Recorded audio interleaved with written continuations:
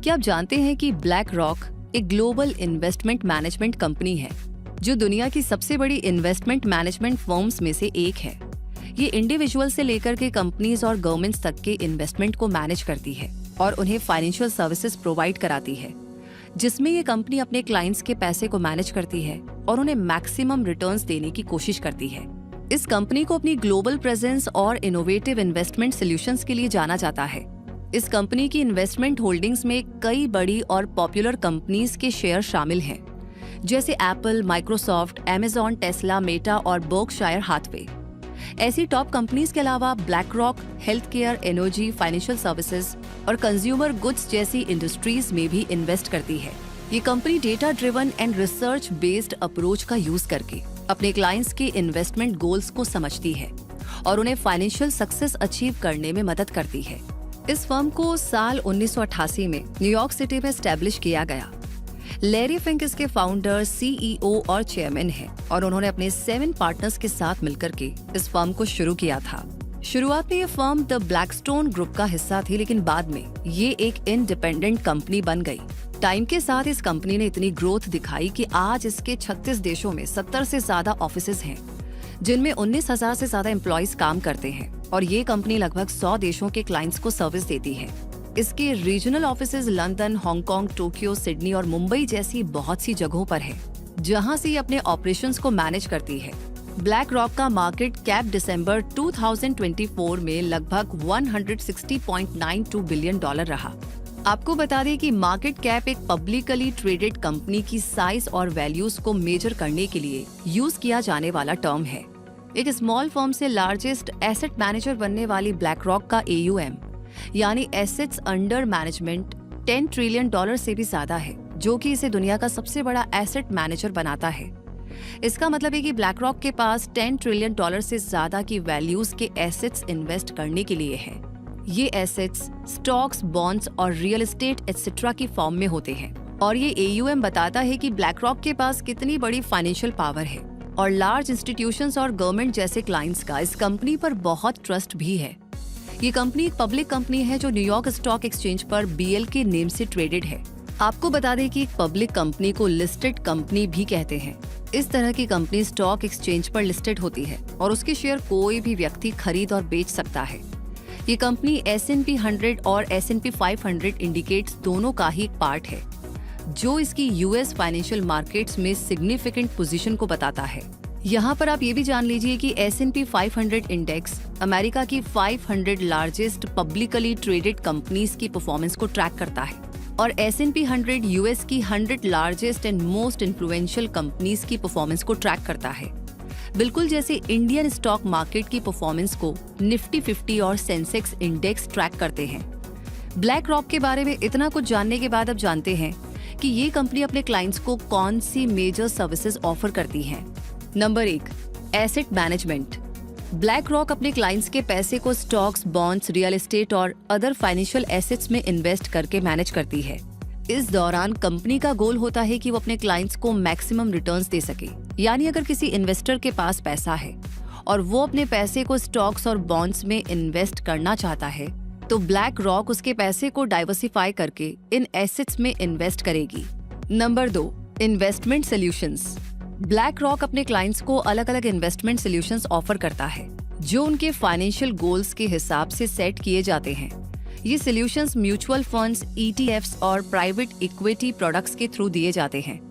Mutual funds ऐसे pooled investment funds होते हैं जिसमें कई इन्वेस्टर्स अपने पैसे को एक साथ जमा करते हैं और एक प्रोफेशनल फंड मैनेजर इस पैसे को इन्वेस्ट और मैनेज करता है। ETFs यानी एक्सचेंज ट्रेडेड फंड्स ऐसे लो कॉस्ट फंड्स होते हैं जो कि स्टॉक एक्सचेंजेस पर ट्रेड करते हैं, जैसे शेयर करते हैं। और प्राइवेट इक्विटी ऐसे फंड्स हैं जो कि अनलिस्टेड कंपनीज में इन्वेस्ट करते हैं, यानी कि जो कंपनीज पब्लिक स्टॉक एक्सचेंज में लिस्टेड नहीं होती और स्मॉल टू मीडियम साइज की होती हैं। Number 3, risk management and advisory services. Black rock अपने क्लाइंट्स को risk management and financial advisory services भी प्रोवाइड करता है। इसका मतलब है कि ब्लैक रॉक मार्केट रिस्क को समझने में अपने क्लाइंट्स की मदद करती है और उनसे बचने के तरीके बताती है। साथ ही ये कंपनी अपने क्लाइंट्स को उनके फाइनेंशियल गोल्स के लिए सही इन्वेस्टमेंट स्ट्रेटेजीज और पोर्टफोलियो मैनेजमेंट एडवाइस भी देती है। आपको बता दें कि स्टॉक मार्केट में पोर्टफोलियो का मतलब एक तरह के इन्वेस्टमेंट कलेक्शन से होता है, जिसमें किसी इन्वेस्टर के डिफरेंट टाइप के इन्वेस्टमेंट जैसे स्टॉक, बॉन्ड्स, म्यूचुअल फंड्स और ETFs एक्सेट्रा को एक साथ रखा जाता है। Number 4, sustainable investing. Black rock sustainable investing को भी प्रमोट करती है। इसके लिए ये कंपनी ऐसी इंडस्ट्रीज और कंपनीज में इन्वेस्ट करती है जो एनवायरमेंटली और सोशली रिस्पॉन्सिबल प्रैक्टिसेस को फॉलो करती है।